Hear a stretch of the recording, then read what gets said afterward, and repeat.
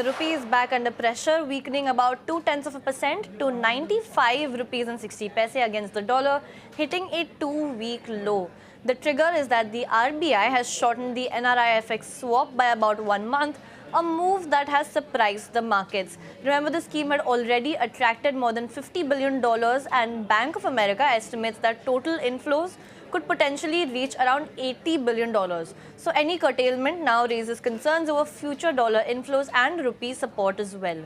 This comes despite earlier RBI commentary suggesting that there was no immediate plan to shorten the window, and at the same time, importer dollar demand is also adding to that pressure. While the RBI is likely to cushion the fall through intervention, including dollar sales via state-run banks. The pressure is also visible in the forward market. 1-year USD INR forward premium has now risen by 8 basis points, reaching up to 2.79%. The big risk now to watch remains crude oil. Brent is hovering near that $88 per barrel range, and higher oil prices could now widen India's import bill and put further pressure on the rupees thereby. The silver lining, however, is that the dollar index is softer at around $99.4, while stronger Asian currencies are providing some support as well.